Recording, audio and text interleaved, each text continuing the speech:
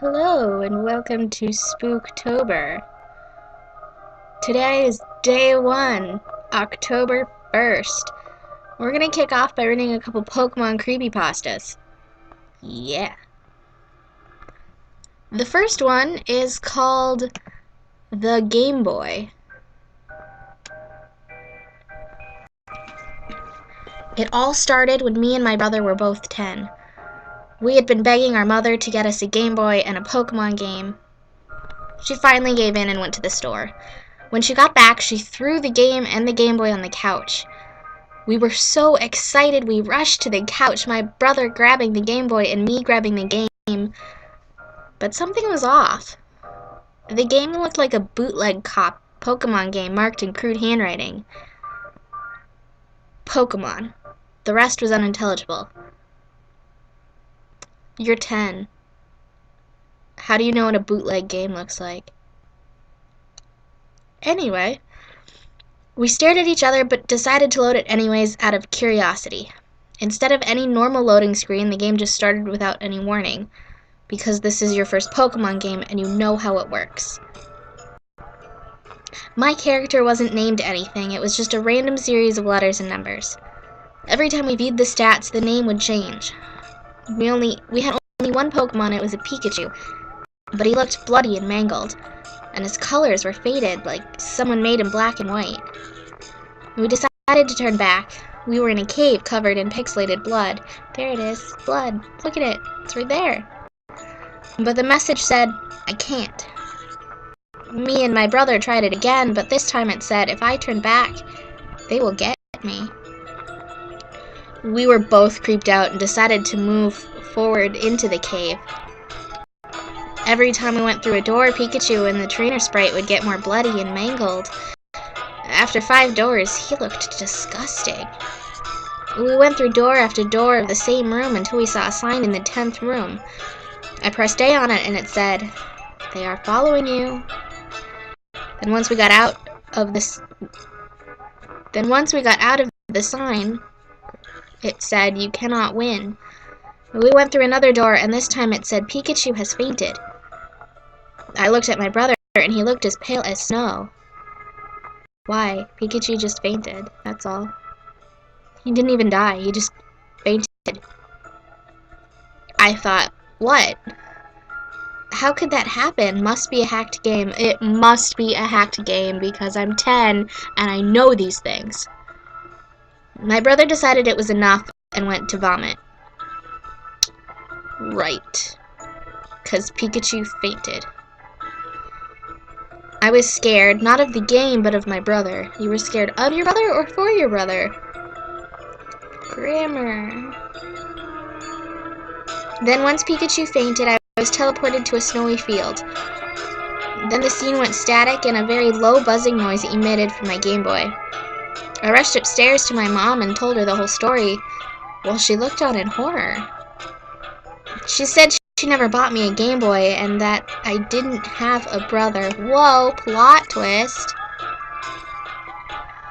I ran into the room and noticed cruel scribbling on the wall. Pokemon. I can't turn back. Pikachu has fainted. That's when I snapped. I ran outside and noticed I was in a world that looked strangely like a fantasy land right out of a Pokemon game. A sign was in front of me, you cannot win. I woke up in my bed the next morning and my mom wasn't even the same. She had the same exact scribbles on her wall, although one of them said, don't forget to get sons a cruel joke. Well, that makes no sense. I don't even get it. What happened to the mom? Why is she not your mom? Is she a different mom? Are you in the wrong house? Yeah, that's a thing. Alright. The next one we have is called Your Mask. I remember when I was a human with friends, Pokemon, a family, and a wonderful life. I adored my hometown as well. Unova is such a beautiful region, and I was never out of it once. I know I should have gone out and see the world, but I didn't. The region was, and is, too beautiful. Even as the thing I am now, I still only live here. When I was a human and young, I remember asking my mother as a toddler, 'cause you remember that much, whoa. Mommy, what would it be like to be a Pokemon? 'Cause toddlers can talk in complete sentences. She had no answer for me, but this made sense. She was not a Pokemon, nor had she ever been one. But the thought still boggled my mind during my youth. What does it feel like to be caught in a Pokeball? What is it like to befriend something that isn't your species?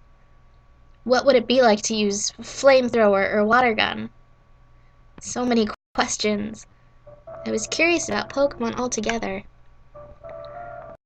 Soon I had much interaction with these creatures. I turned 10 and Professor Juniper allowed me to choose my own first Pokemon, and I set out on an enormous adventure. The Pokemon that I caught, they became my closest friends and my companions. I was intrigued by the attacks that they used, and I still wondered how they used them. My Pokemon and I traveled around the region, meeting new people, seeing new places. It was the happiest time of my life. I made some human friends during my lifetime as well, and they proved to be as loyal as my Pokemon were. I, along with my friends and Pokemon, eventually grew up, but we kept traveling together. Unfortunately, I was unable to stay with my friends for very long because they wished to travel to other regions other than Unova. They let me stay behind even though they were confused as to why I didn't follow them. But no matter. They're probably all dead now anyway. Whoa. I remained with my Pokemon for the rest of my life. I loved them and they loved me, staying by my side when I found out that one day that my mother died. Even though I was in mourning, I was able to push on.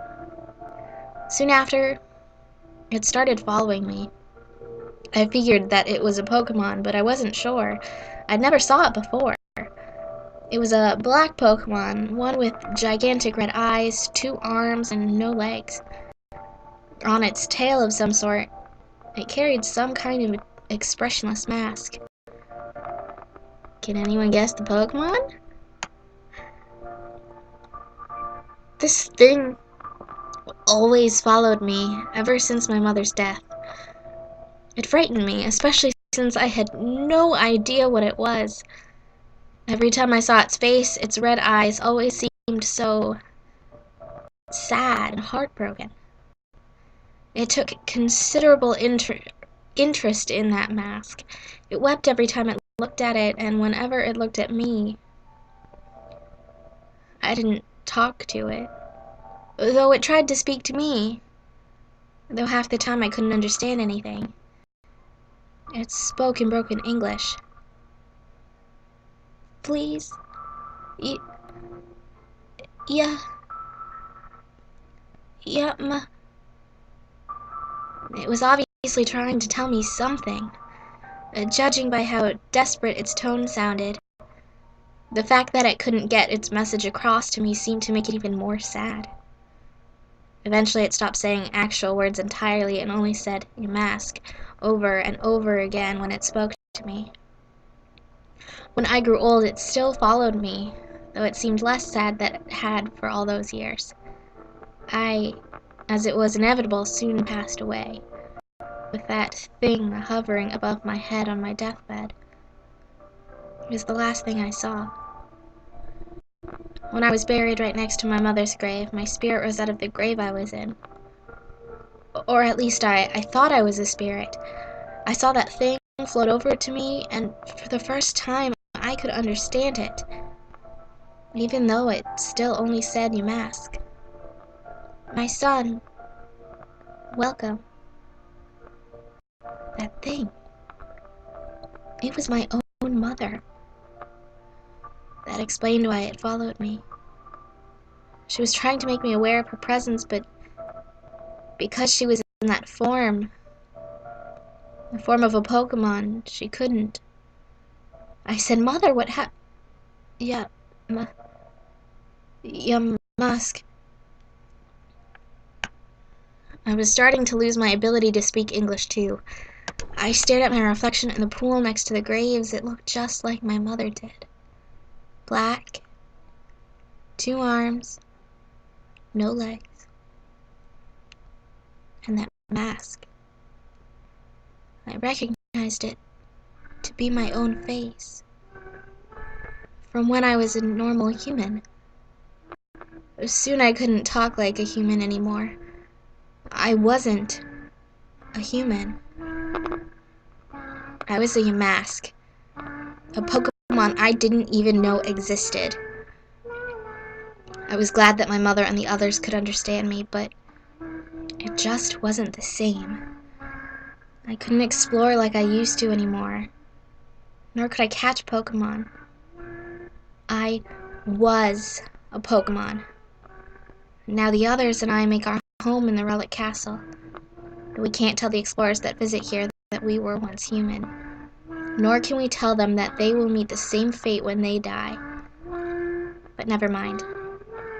Now all I can do is stare at my own face and cry at the former life I lost. That was actually pretty good. I enjoyed that one. I see why it gets 5 stars. And a beautiful picture to go along with it. Well, that is it for today. The first Shocktober episode. Couple creepypastas going on. I'll be recording another episode for tomorrow, and I believe that one will be a Let's Play of some RPG horror game. The music is the Mad Father soundtrack, if anyone's curious. I'll have a link to this playlist in the description. Like and comment this video, and subscribe if you want to see more. Thanks for watching, and I'll see all of you guys later. Bye!